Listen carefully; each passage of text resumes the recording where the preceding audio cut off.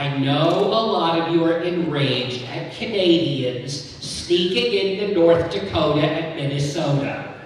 They do not all cheat at hockey and curling. I know they've taken over basketball. Give them a chance. But here's what I would do to fix the border, and I live in Los Angeles. I would take all 12 million people without papers, I'd give them amnesty. In exchange, for each one of the 12 million people without papers that you give amnesty, I would deport one American politician. Mexico did not rack up $22 trillion in debt. We did that all on our own. Yes, we're number one. And I'd go down to all the border states, whether you're liberal like California, conservative like Texas, or centrist like Florida. I'd go down to the southern border and I would play Triple L, a lucky Latino lottery. I would go up to 100 lucky Latinos without papers and I would say, forget $15 an hour. We are going to give you $100,000 a year. Congratulations, you're now legislators, get to work, fix the problems. They can't do worse than what we have now all around the country. And the only reason my plan has not come to fruition is because when the Mexican government found out they might be getting America's politicians, Mexico threatened to start building a border fence. And make us pay for it. And they'd be absolutely right. The stupid stuff we fight about in this country, if my grandfather were alive today, he'd be like, transgender bathrooms? Yeah, Ricky, why do these people care with these? I said, Grandpa, it's a little more complicated than that. He said, yeah, Ricky, I have the solution. No bathrooms for anybody. You should have gone before you left the house. Problem solved. Now, enough politics. Let me move on to something much safer.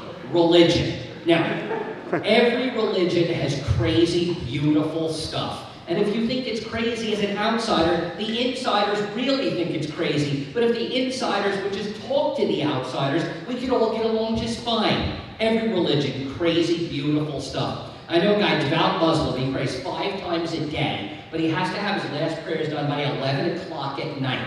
At 10:59 and a half, he comes running into the living room. He's appointed Prime Minister of the Remote Control because this devout Muslim from Pakistan has to watch Al Bundy. He loves Married with Children. And the other day he's complaining, he goes, kids today, they don't respect tradition. I said, what's the problem, Faisal? Your kid's not a Muslim? No, he's a good kid, he goes to mosque. But the problem is, he watches Modern Family. I try to tell him it's the same guy as Al Bundy. He doesn't want to listen. He goes, you know why everybody thinks we're behind the times? Because nobody in my mosque even knows who J.R. Ewing from Dallas is. It's terrible. I know another guy, devout Christian. He said, my family and I belong to a weird sect of Christianity. We're Lutheran. I said, well, that's not so strange. He goes, we worship Lex Luthor. He said, Superman is the devil.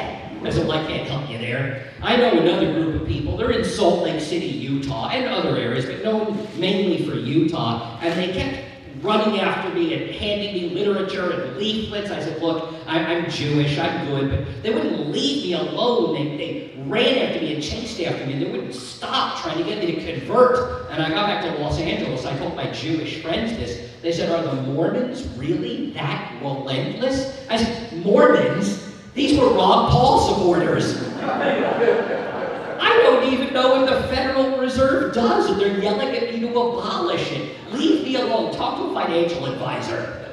Now, I happen to be of the Jewish faith, and I'm the son of a Holocaust survivor, and when you are the son of a Holocaust survivor, you will not get an ounce of sympathy growing up for anything as long as you live. There was no teenage angst allowed in my household. I remember at age 14, I tried to convince my father social studies class was too difficult. My father looked at me unsympathetically and asked, did the teacher try to shoot you? I said, no. He said, shut up, get upstairs, open your books. Now, my parents are in South Florida, and they're always complaining. Do you know how grouchy you have to be grouchy in South Florida? My dad's like, son, we've got to secure the border. I said, Dad, what have the Cubans ever done to you? What is it, Dad? Is it Marco Rubio? Is it Ted Cruz? Is it Gloria Estefan? What's the problem, Dad? My dad said, son, I'm talking about the northern Florida border. The New Yorkers from Long Island keep coming. I said, Dad, we're Long Islanders. He said, yes, but I left to get away from them. They bring the bad weather with them. My dad blames everything in life on Caucasian Long Islanders. Everything is the fault of white Long Islanders. My dad said, son, blacks and Hispanics and Asians do not argue about the price of the salad bar at Sizzler and Golden Corral. They just pay it. He goes, but I can't get a table at 4:30 in the afternoon because a wealthy retiree's like, what's for dinner? It's a salad bar, grab a plate, get out of my way.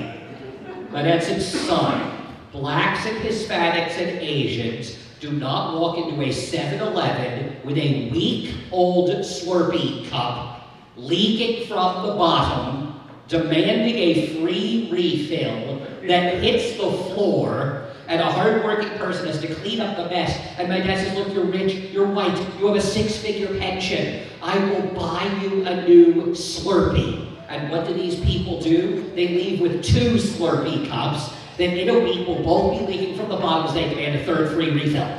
Now, 2 final religious notes. One, as a Jewish person who drives all across America, piece of advice, never ever rely on a Hamas or Hezbollah GPS tracker. I took one wrong turn, ended up in a cemetery, and a scary voice said, you have reached your final destination. I got so angry I threw the thing out the window, which was good because 5 seconds later it exploded. And the other thing, enough of this happy holidays nonsense. If somebody's a Muslim and it's their holiday, wish them a happy Ramadan. If they're a Christian on December 25th, wish them a Merry Christmas. If they're Jewish in December, wish them a happy Hanukkah. And if you know someone who's Jewish and black, wish them a happy Chakakan. Now, enough politics, religion, education. You have to get to kids early. Kids can be taught to love. They can also, at a very early age, be taught to hate. I was 5 years old when they called my parents in for the first of many parent-teacher conferences. They said, Mr. Golub, we need to put your son Eric with the special kids. My dad, not a very sensitive man, said, oh, you're saying my son's a moron. No, he's special. Okay, he's a special moron. What's wrong with him? Well, sir, he only got a 25% on his test. At that moment, my mom and dad gave each other a look that parents give each other all across the globe that said, this never happened on my side of the family. My dad said, okay, what's wrong with him? Reading, English, spelling, life, math. Math? The kid's a math genius. Eric, what's this plus that? What's this minus that? And I'm going bang, bang, bang, bang, and they can't figure it out. My dad said, when you looked at his test, what did you glean from it? Nah, we just send it up to superintendent of public instruction. Okay, before you put my kid with the special kids, can you just look at his test first? You think it was the nuclear football? They take it out of the vault, sleeves, Scantron. Mr. Golub, we've isolated the problem with Eric, and it's not math. What'd the boy do this time? Well, sir, he got the first 25 questions completely right.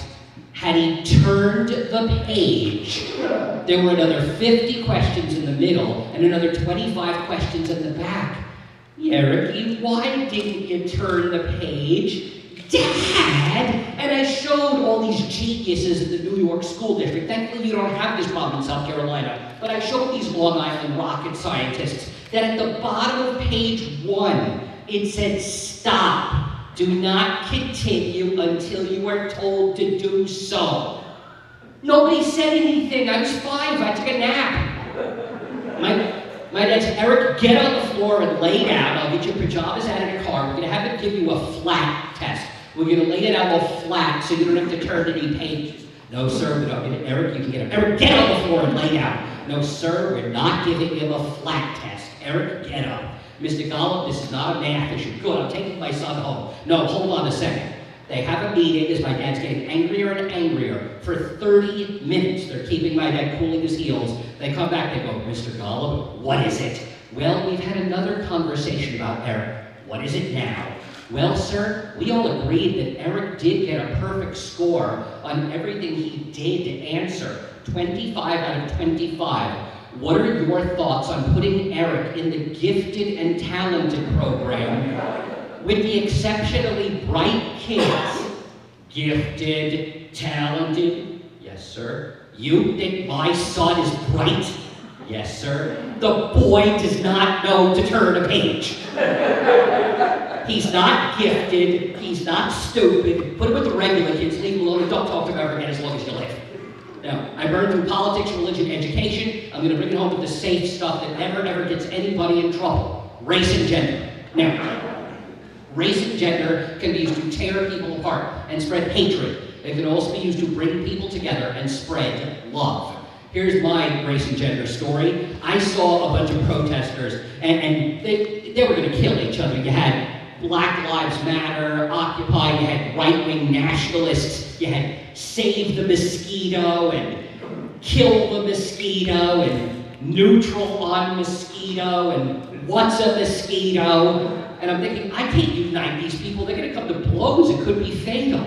And then I noticed almost all the protesters were young and male, and young men are easily distracted. Now, I did not have any jelly donuts or video games on me, so I tried the next best thing. With a Sharpie, I quickly put a sign around my neck, and I thought, I'm either going to be beaten to a bloody pulp, or I'm going to be a hero for the ages. And so I approached them all, and I brought their competing rallies to a standstill of confusion, as the Black Lives Matter and the right-wing nationalists both looked at me completely bewildered when they read my sign that said, stop judging women by their tops. Show respect. Hashtag backsides matter. Now, this is the reaction I got from different segments of society. The men overwhelmingly had two separate reactions. When their wives or girlfriends were standing next to them, they said, I don't know, man. I don't know. As soon as their wives or girlfriends walked away, said, love it, quick, let's do this and take the picture before she gets back. Because that's political correctness, and the men think the women are such delicate little flowers. They're not. Here's how the women overwhelmingly reacted in cities all across America. No, that sounds better. Yes, they did. And they started dancing, taking pictures with me. I have the pictures to prove it. And then they said, okay, your turn, dance. I said, nobody wants to see this dance. They said, don't be a sexist. You said backsides matter. Come on, turn around, shake it. So I did, and I earned $2. And everybody had a ball, so who could possibly complain when everyone's having fun? Young, rich, white, college girls came up and said, that sign is heterosexist and heteronormative. I said, well, you're being heteroreductive. I am not being hetero. You're a rabid, flaming heteroreductive. By the way, it's not a thing, I made it up. And they said, you don't know what it's like to be black, these lily white girls. They said, we understand what it's like to be black. 5 feet away from us, 2 young black men deliberately wanted us to hear every word they said. And they spoke loud enough for these girls to hear, and they looked at each other and said, I don't know the rules. Maybe we're not black anymore. Is it wrong to judge a man's race by the color of his skin? Hold on, do I have to change my name? What's a white person's name? I don't know. I've only been white for 60 seconds when those girls told me. I heard one call another one George. Your new white name is George. The girls get so angry they storm off in a rage. These 2 young black men with tears of laughter coming down their face come up to me, and I said to them, maybe those girls are just angry and bitter because they lead unhappy lives. The young men looked at me and said, no, they are angry and jealous because they do not have a backside. And they gave me the second best piece of advice I've ever been given in my life. The best piece I ever got came from Grandpa. Rest their souls, my grandparents were married 67 years. And my grandfather taught me the secret to a happy marriage. He said, Eric, we reached an agreement before we got married that I, as the man of the house, would make all the major decisions. Your grandmother, as the woman, she handled the minor decisions. I said, Grandpa, that's great, but how did that help you have a happy marriage? He said, Eric, we've been so blessed by God that in 67 years we've never had to make a major decision. Now that was the best piece of advice I ever got. The second best came from these two young black men. They looked at me, they said, you're Jewish, right? I said, yes. They said, we have nothing against the Jews, but the one problem with you people, you're not good in business. I said, we're not?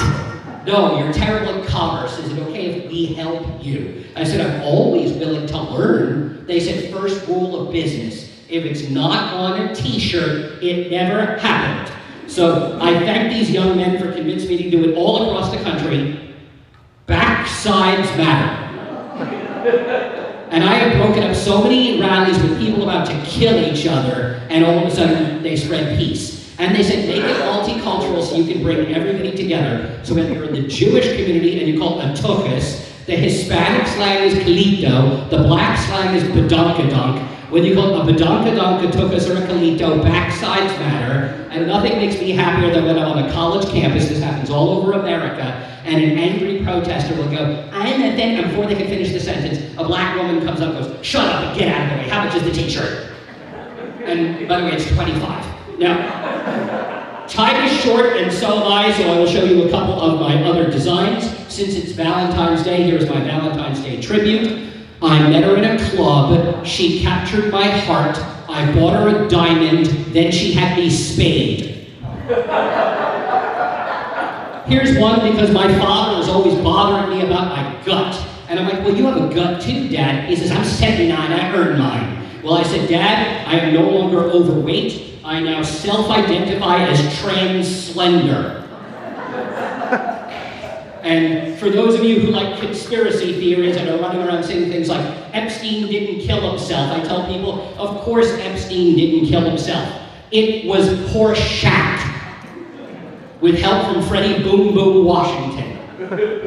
Now, one of the things I've learned, and it's something politicians will never understand, but all speakers should understand, it's always better to have people ask, why are you finished speaking, than when are you finished speaking? So I will leave you with a Hebrew word and then open it up for a couple of questions. Ask as many questions as you like. I know you'll have questions because my parents have so many that remain unanswered. I do not mock my audience. No matter how many times I say that, you do not agree. I do not mock my audience. I've written 5 books now. I've got 51 t-shirt designs. I'm only putting the ones on the table that are non-political. If you are interested in my political designs, come up to me quietly.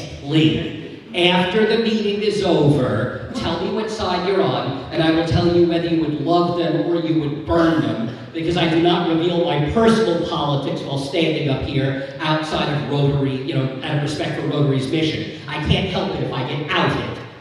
I've also have 5 books. This is my only non-political book. It's called Jewish Lunacy. I use humor to help people be better advocates for their religion of choice. 6,000 years of history told by somebody who missed the first 5,960-something years. And my mother brags to the neighbors that even though her son is totally unbalanced, thanks to this book, her uneven coffee table is now perfectly balanced. So 5 books, 51 t-shirts. There's also an upside-down fedora on that table. I am not a candidate for office, and I am not an elected official. So there is no legal limit to how much you can donate to me, and no paperwork for you to fill out. So after you have done your happy and sad dollars, after you have taken care of the facility, after you have funded every single cause in the world and cured polio, if there's anything left over, consider a book, a t-shirt, or a donation, because that's what allows me to do this all across the country. The Hebrew word I leave you with is hineni. It means here I am. Never give up, never give in, always fight for what you believe in. Always fight for the youngest among us, the sickest among us, the poorest among us, the weakest among us. Spread as much love as you can, and as much laughter as you can, to as many people as you can, as quickly as you can, because you never know when an enemy or indifferent person can be flipped into becoming a friend and ally that you will have for life to help you in your many good deeds all across the globe. Hineni, here I am, American, and proud to be one of 7 billion people in this beautiful, crazy world we all love so very much. Thank you very much. God bless.